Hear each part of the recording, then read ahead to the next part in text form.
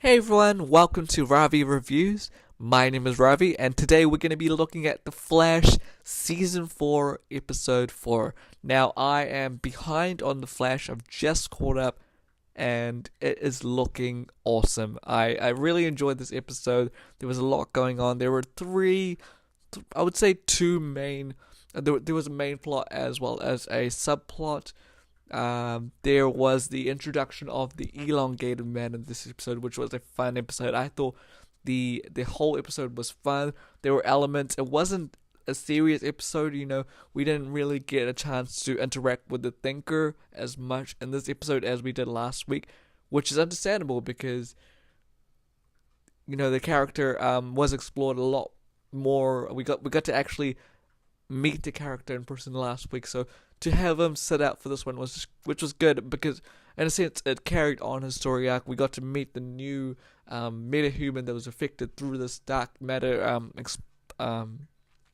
breach, or you'd say it was opening, where these humans were transformed into meta-humans, and one of them being the elongated man. It was cool how the character itself, the character was had some past history with Barry Allen and with Joe West, so it kind of made it more interesting. The complex of how he was a good cop, went bad, now he's hit, now he's affected, should I say, with these powers, and what he does with it. I thought this was pretty cool. The fact that he got to actually we got to actually interact with the character. The moments when he did have to stretch out his limbs, that was pretty awesome. You could say the special effects weren't on fleek or weren't amazing, but I quite enjoyed it. I quite enjoyed the comedic nature of it. Barry punching him, or him, just sneezing and his face just going all over the place. So that was pretty awesome. The other plot was Gypsy's father. We got to meet him for the first time. Breacher, played by Machete himself. I'm sorry, I don't know the actor's name, but he was awesome on screen. The first time seeing him on screen and interacting with Cisco. I haven't seen Cisco this scared in a long time, and ever since the first Flash actually put his hand through his heart. That was sad times, but it was awesome, interesting to see that there was sort of recalls of season one in this, and I know that this season is kind of taking inspiration from the first season, stripping it back, making it really specific and not too overcrowded.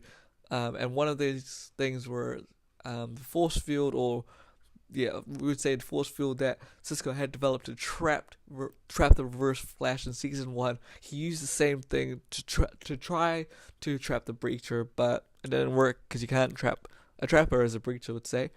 So that was pretty fun. I really enjoyed it. Joe finding out in the last episode that he was going to be a dad again, that kind of carried on. There was some comments here and there. He got to actually reveal it to Barry in the most awkward timing ever. He couldn't hold it in, and we're gonna have to it's gonna be interesting next week. But altogether, I really enjoyed this episode. I thought it was fun. It wasn't too serious. There was comedy. Brought through the elongated man. I mean, you expect that from a character that's abnormal, that stretches. I mean, we're so used to characters that are grounded, but the show is always looking to bring these comic characters to life, and I love the elongated man. He's joining Team Flash or Team Star Labs. So it'll be interesting to have another meta-human.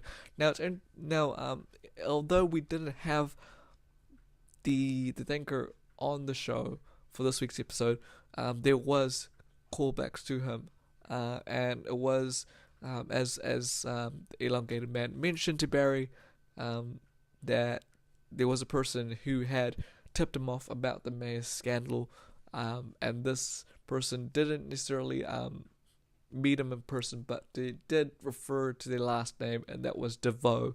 And as soon as Barry heard that, he clicked back to last season, where there was two mentions of his. There were a few mentions of his name. One being from the Reverse Flash, and other being from Abracadabra.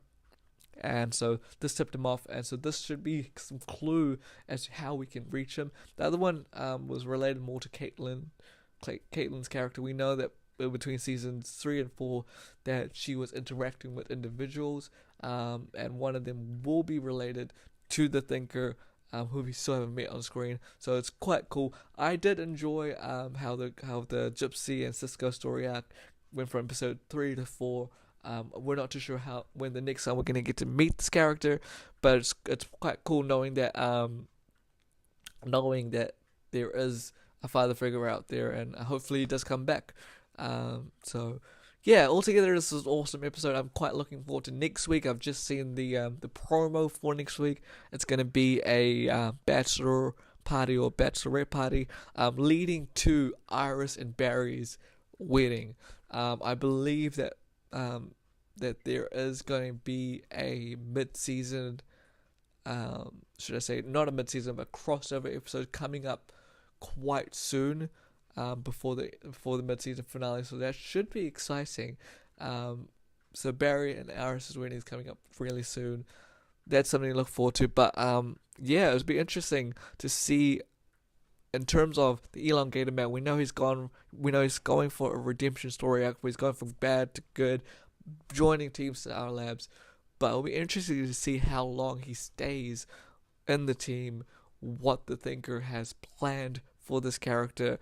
Is he just a trap? Because we know that from the first episode that even though they took down Samuroid, the head is still watching them. So he's seeing what they're doing. He knows exactly what they're doing. In fact, he's planning these things accordingly. So he would have known that the elongated man would have joined Team Flash. So he's going to use that to his advantage because he's already steps ahead. So it'll be interesting to see which episode the elongated man turns, or does he go evil? Does he build that repertoire, that relationship with Team Star Labs and turns on them?